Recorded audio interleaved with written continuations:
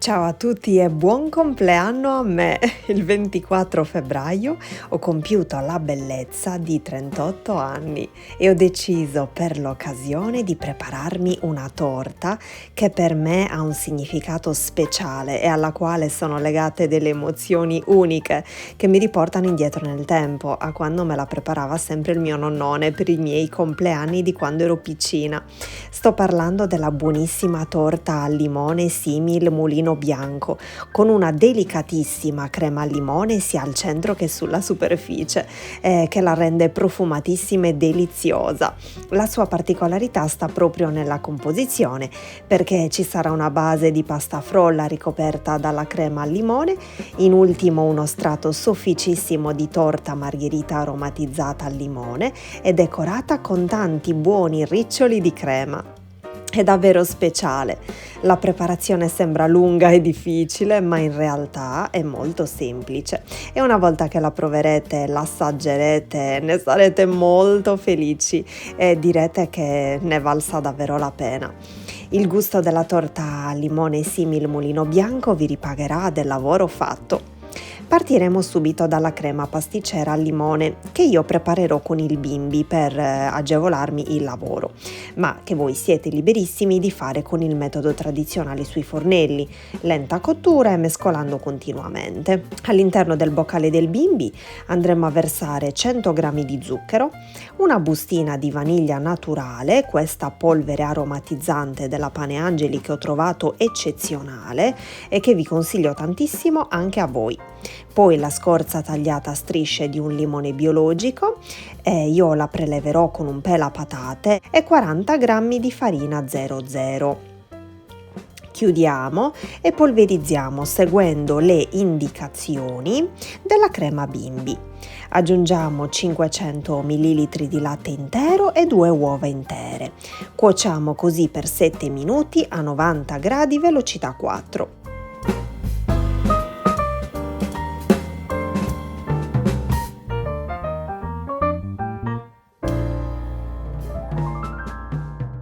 Ed eccola prontissima, ma guardate che meraviglia di crema, profumata e vellutata.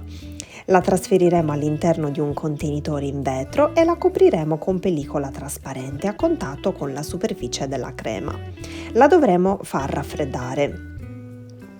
Nel frattempo prepariamo la pasta frolla. Io mi sono voluta affidare a questo preparato per crostate e biscotti della marca Molino Rossetto. Incuriosita l'ho voluto acquistare e provare per la prima volta con voi in questa occasione, ma siete anche qui liberissimi di seguire un altro impasto di frolla che vi lascerò qui su nella i delle schede informative. Dice ricetta facile e veloce da aggiungere, ci saranno soltanto 125 g di burro morbido e un uovo intero. Io però in corso d'opera l'ho voluta personalizzare aggiungendo anche la scorza di limone grattugiata e accorgendomi pure che necessitava di un tuorlo in più. E l'albume invece di buttarlo l'ho messo da parte per la preparazione della torta margherita che vedrete tra poco. Devo dire che mi ha soddisfatto, ma non al 100%. Certo, è comodo, ma non lo ricomprerei. Una volta pronto, il panetto lo avvolgeremo con la pellicola e lo faremo riposare per 30 minuti all'interno del frigorifero.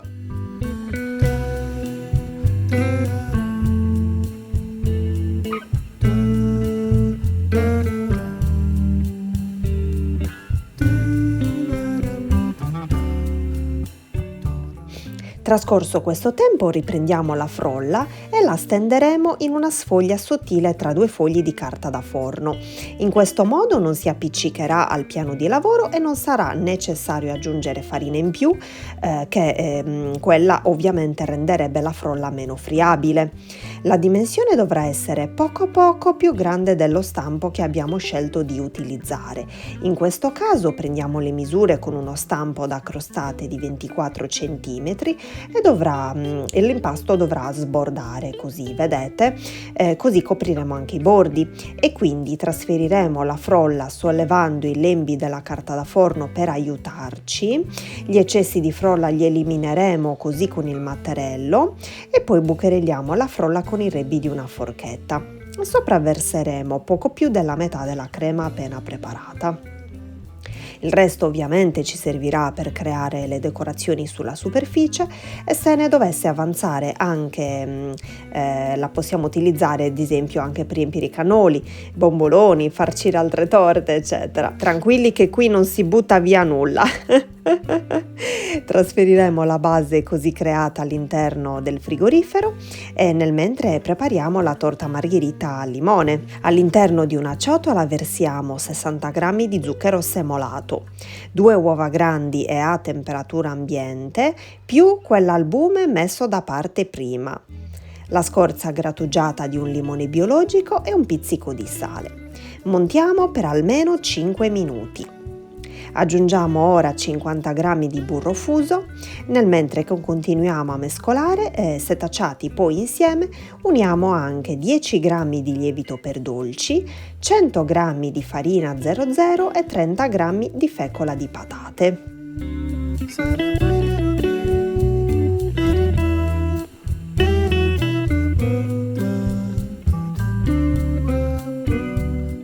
Mescoliamo bene il tutto.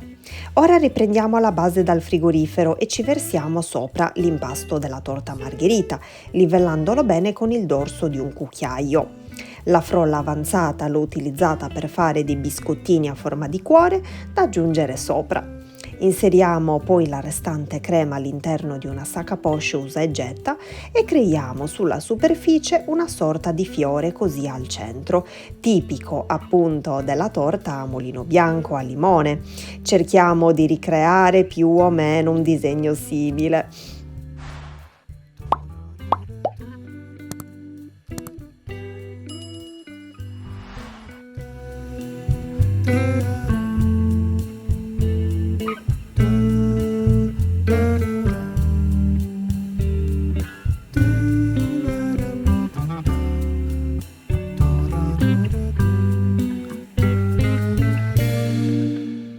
Ed eccola qui, bella vero?